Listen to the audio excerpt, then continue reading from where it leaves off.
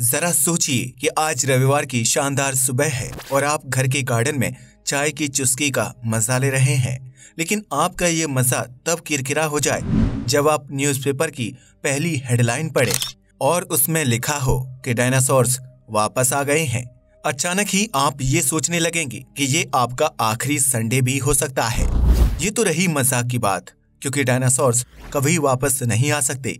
लेकिन एक पहलू है जिस पर हम जरूर बात कर सकते हैं।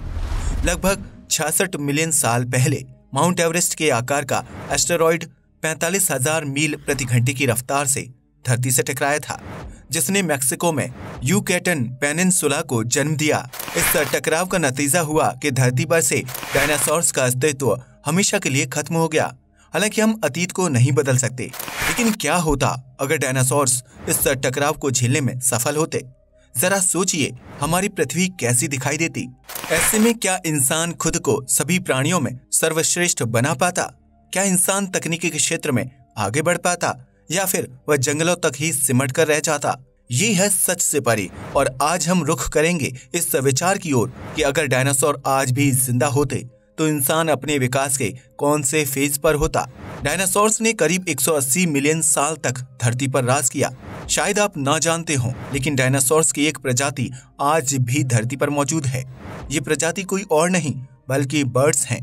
हालांकि हमने जुरासिक और गॉडजिला जैसी फिल्मों में इस जीव के बड़े आकार को देखा और इनके जीवित होने के घातक परिणाम को भी महसूस किया है, लेकिन इस केस में हम डायनासोर के कभी नहीं मरने की बात कर रहे हैं।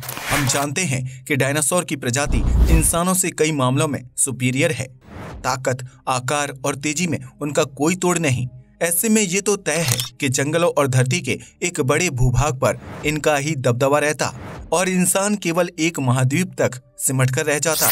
ये वो महाद्वीप होता जहां डायनासोर्स का पनपना मुश्किल होता। ऐसे में तकनीकी के क्षेत्र में आगे बढ़कर विकास करना इंसानों के बस की बात नहीं होती। ऐसा नहीं है कि डायनासोर की एक ही प्रजाति धरती पर रही। अगर हम इतिहास के पन्नों को पलट कर देखें तो जमीन से लेकर आसमान और समंदर सब जगह पर इनका राज रहा। ऐसे में अगर आज ये जिंदा होते तो स्वाभाविक है कि इंसान और डायनासोर्स का टकराव जरूर होता। जहां इंसान अपनी बुद्धि के बल पर इस जंग में बाजी मारने का प्रयास करता, वहीं डायनासोर अपनी ताकत के बल पर इंसानों को भोजन समझकर खा लेता।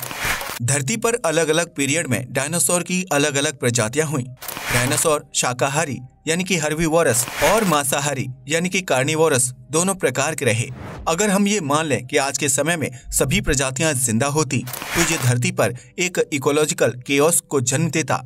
शाकाहारी डायनासोर जहां किसी तरह का कोई खतरा पैदा नहीं करता, वहीं मांसाहारी डायनासोर हमारे लिए बस एक खतरा होते, क्योंकि वे हमें और दूसरे जानवरों को खा जाते।